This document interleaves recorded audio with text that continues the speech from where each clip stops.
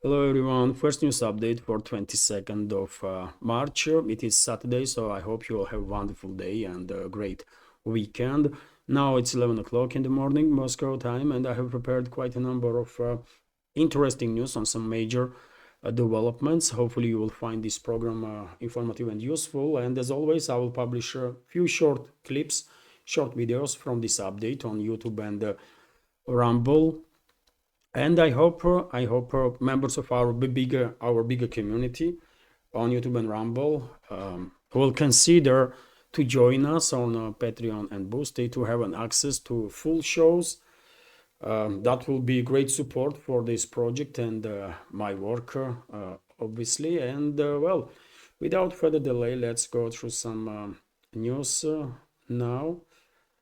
And well, first of all, short summary of the situation on Ukrainian battlefield. In Kherson direction, there was no major changes. Artillery duels between their sides, drone warfare, and long-range strikes. Russian armed forces are quite active in terms of long-range precise strikes on points of concentration of Kiev regime's forces in this area. And lately, many of you probably did notice that Russian armed forces significantly increased long-range precise strikes on military and logistics infrastructure of the Kiev regime in the southern sectors in general, including in Odessa direction.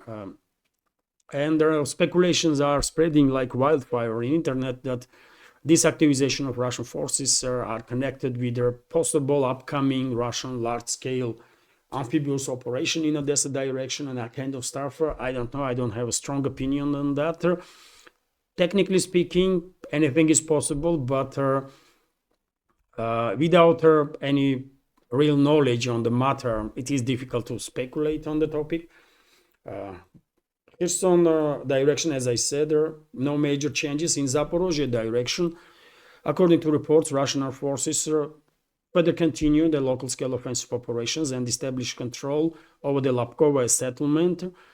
The defense ministry did not yet confirm this information, but probably we will receive some update on that during the day. And in previous days, according to reports, Russian forces established control over the Stepovaya settlement, Malay Sherbaki and Sherbaki settlements. So Russian armed forces definitely become significantly more active in Zaporozhye sector of the front line. Not just on the line of contacts, but also in terms of long-range strikes. And for example, yesterday night or previous night, Russian armed forces conducted an attack on military and logistics infrastructure of the Kiev regime in Zaporozhye city itself. And I did share on my Telegram videos of these attacks.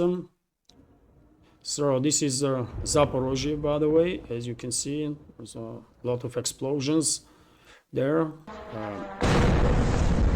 Also Zaporozhye.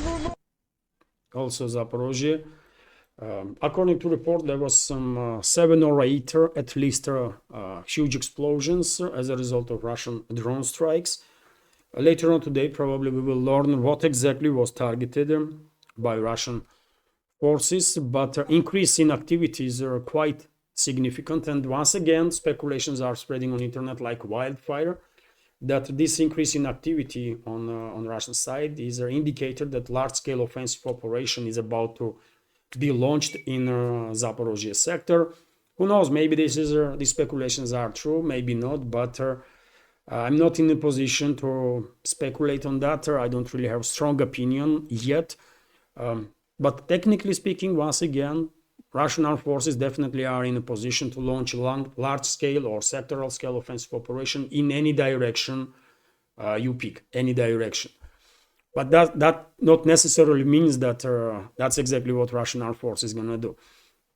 To continue, dear friends, we also have an update that Russian armed forces establish full control over the Uspenovka settlement and surrounding areas. So this town is liberated, which is located on the southern western flank of Pokrovsk Mirnograd agglomeration. And as you know, I reported yesterday that head of Russian General Staff Valery Gerasimov did visit the headquarters of Center Group of Forces, and understandably so. Now opinions are shared by military channels and commentators that probably in upcoming days we will see significant activization of the Russian center group of forces in zone of their responsibility. I think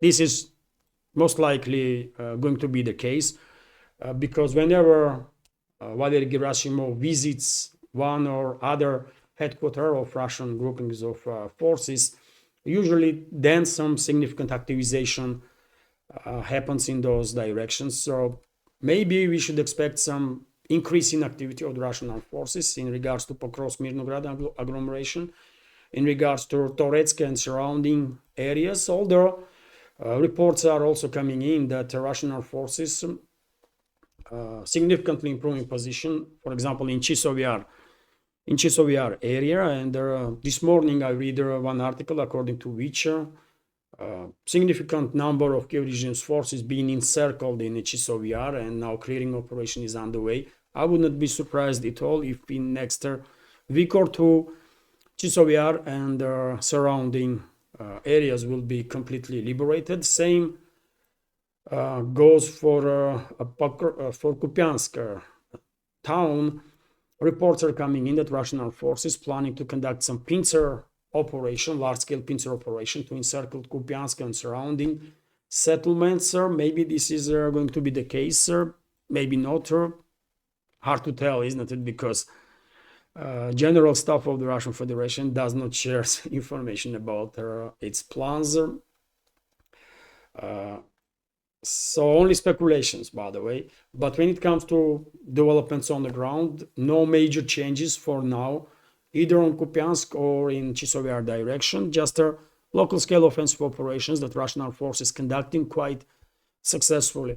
Also, in recent days, I reported about attempts of Kiev regime to break through border with the Belgorod region, and Kiev regime's propaganda outlets even start spreading misinformation or fake news that Kiev regime's forces managed to establish control over the Demidovka settlement, Popovka settlement, Grafovka settlement. This is all fake news, dear friends. Kiev regime's forces did not establish control over anything in the Belgorod region, although there was clearly attempts to to achieve a breakthrough in the direction of these villages right next to a border. But on my Telegram, on my Twitter X page, I did share quite a lot of videos in previous days about destruction of these armored groups of Kiev regimes that were sent in these suicidal operations. According to reports in Russian segment of internet, just in last several days, during these attempts to break into Belgorod region, Kiev regime lost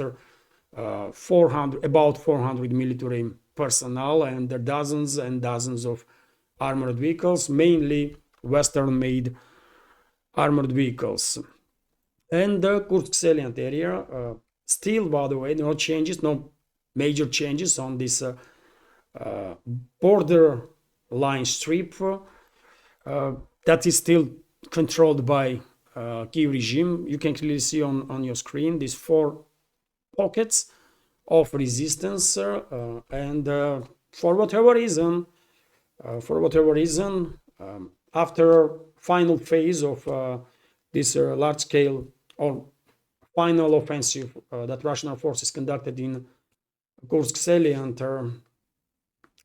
recently, when dozens of settlements were liberated, including Suja town, then active phase seems like this active offensive phase of the operations has ceased, and now some tactical operations are underway. Difficult to tell why Russian armed forces didn't establish control over this strip right next to a border, and why border itself is not yet secured. Probably this is due to large number of concentration of Kiev regime's forces in this area, and therefore I guess more time is needed to neutralize these enemy formations. Today morning I read an article about developments in the Gueva area. This village itself is under Russian control, and currently Russian troops are conducting clearing operation in forestry that surrounds this city, and there is a lot of forestry, by the way. Just take a look, man. It's quite a difficult terrain.